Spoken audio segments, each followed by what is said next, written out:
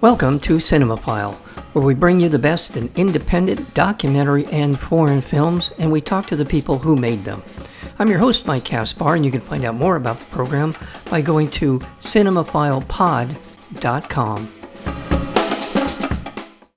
In the heart of the Mississippi Delta, the village of Glendora may seem quiet and remote, but beneath its stillness lies a vibrant, tight-knit African-American community whose strength, resilience, and creativity thrive despite chronic scarcity. The film Glendora is a result of 5 years of close collaboration between filmmaker and townspeople, an intimate portrait of life where economic fragility meets profound cultural wealth. We're joined today by the director, writer, cinematographer, sound person, and producer of Glendora, Isabelle Armand. Isabelle, welcome to Cinemaphile. Thank you, Michael. Congratulations on the film. I thoroughly enjoyed getting to know the people of Glendora, and as I said in the introduction, the people who are often overlooked. At what point, I know your background in photography may have played a role in how you got to know something about Glendora. How did this project come about? Indeed, from a previous project in Mississippi, 3 hours away from there, where I was doing a photo documentary around wrongful conviction, 3 hours away from there, something like that. And so that gave me a glimpse of this incredible culture for the first time. And I got close to some people there too, had amazing experiences. And I thought I need to dig in. And I researched and went to Glendora because it was a very small community, even more insulated, so with structural issues that are fairly visible in the film, and that I wanted to put in contrast with the people and the story we hear and see in the film. I think the first thing that jumps into my mind when I began watching the film was the scarcity of resources. And as the film progresses, you get to understand that this hasn't always been the case for the community, for that area, the surrounding area around Glendora. Right away, not hard to be able to surmise how this all came about, given, I think, exclusively African American people living in this small community, given the history of that area. And so let's talk about, as I said in the introduction, how you got to know these people and at what point did you feel comfortable enough to tell them or ask them that you wanted to do a film about them? I did call Mayor Thomas a couple times to talk, and then I showed up one week in August 2018, and I just walked in there, introduced myself to everybody. I had my book around, and I say, "Hey, I want to do something here," and people were very welcoming. They were interested, and we were interested in each other and in talking and in exchanging. And I hit it off with people that are important in the film today, such as Columbus and Miss Florida and Black Main and Mayor Thomas and many other people. And it doesn't mean everybody was on board, but that's okay. You don't expect that, right? Yeah. So it was instant, it was really organic and natural. And I had been in those parts for 5 years. I knew I was just going to meet, a wonderful community. So it was great. No, Yeah. of course, with time, the longer you stay, because you don't know anything about this place or these people or the town, you have to spend time and learn how it works. But so from staying quite a while, definitely you develop even closer relationships, with people. It was wonderful. And also very quickly in the project, maybe a few months into it, I filmed that rap scene.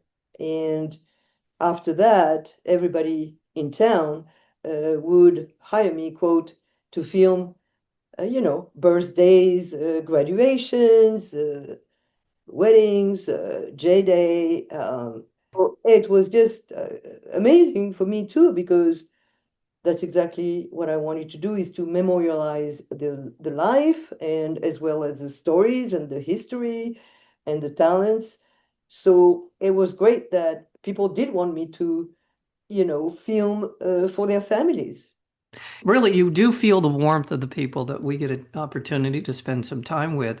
I think that's important, and I may have overlooked it in the introduction. Takes place in the Mississippi Delta, and the part of Mississippi that I think it's safe to say was amongst the most segregated, and I'll put it out there, the most racially bigoted, certainly one of those areas of the South. And not to say that the South is only place where there's bigotry in the history of America. That's certainly not the case. But this, just to highlight this a little bit, this is from the same area that the infamous killing of Emmett Till took place. It was in this general area that happened, and certainly had a profound effect on that area, that community.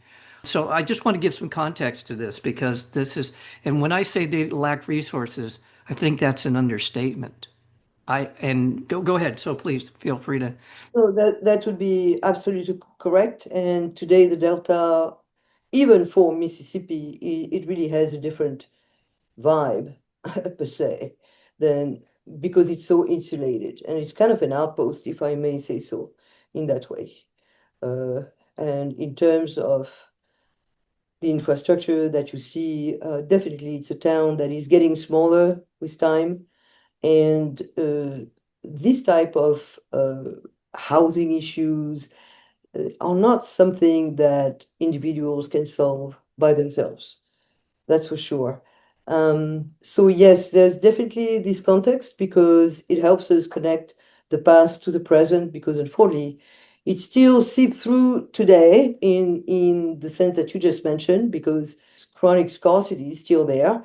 And at the same time, it's a contemporary piece because in spite of it all, we have this very young town with a lot of young people, children, full of dreams and aspirations, and they are really severely underserved in terms also of education. And there's all these talents. I mean, everybody, even young kids at 13, rapping or writing incredible things, you know.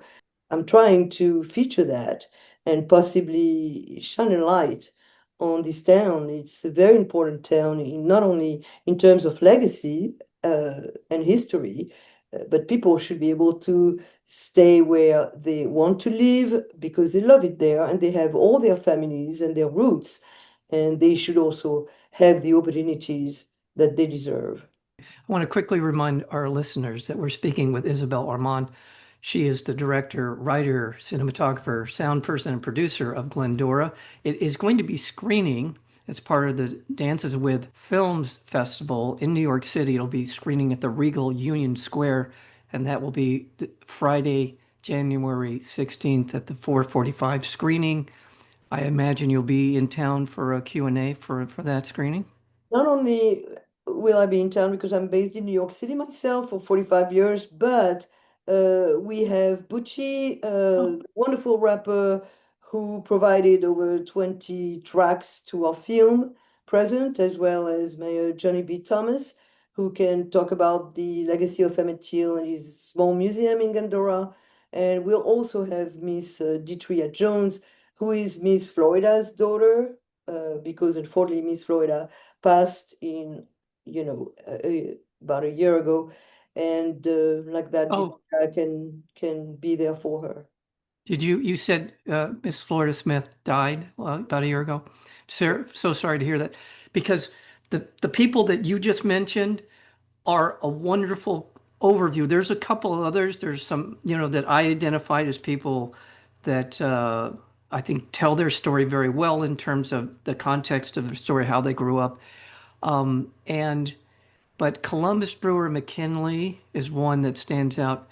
His mom gave birth to 18 children. And then you mentioned the mayor, who, by the way, Johnny B. Thomas, mayor of Glendora.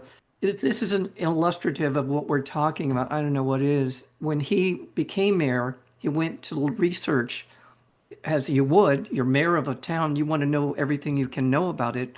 There's virtually no records of this town who have ever existed, no assets, nothing. So that gives you, I think, an insight of just how, I want to use a bad word, this place has been treated. Am I overstating that? No, no, not at all. Prior to Mayor Thomas and also throughout time, basically, it was a town that was rich because you had planters living there on one side of the track, Yeah. right? And on the other side of the tracks, where you see the stores and everything, that's where my friends were. Agriculture changing, they started to live, throughout time, to make a long story short, and more recently in the 70s, where it became more mechanized, it became 100% African American town. And so I think when the mayor was elected, he was locked out of the house, and it was just, I mean, those stories were just like terrible, the way he was. Even some stories that he told me about growing up there. Yeah, I can't overstate how intimate and how it feels like you really got to know the people in the town of Glendora. I think the way the film opens with the train coming down the track, passing right by much of the housing in town, kind of gives you a sense of just a lot. There's a lot to be taken in visually in that regard, but getting to know these people and their resiliency, that truly that is true. I mean, seriously, the resiliency that you see in the film is heartening. I just hope to God that somehow, some way, these people are finding some better way forward. And I think that by virtue of Glendora being seen, it will, you can't unsee what you see here in Glendora.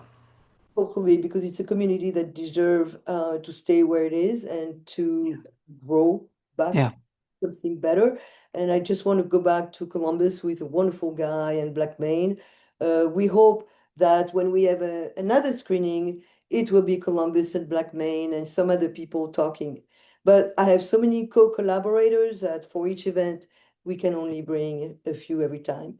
Yeah, you do. You really brought the town in to be a part of this project. Well, my congratulations to you. All the best on Dances with Film screening in New York City on January 16th. That's a Friday at 4:45 at Regal Union Square. Isabelle Armand, thank you so very much for your time today and for your work. Thank you. Thank you so much for having me. You have been listening to Cinemaphile with Mike Kaspar, the place where you will hear from the best in independent documentary and foreign filmmakers. Please check out our previous interviews as well as upcoming interviews and special programming by going to cinemaphilepod.com. We are also available on Apple Podcasts, Spotify, and YouTube, searchable under Cinemaphile with Mike Kaspar. Until next time, thank you for listening.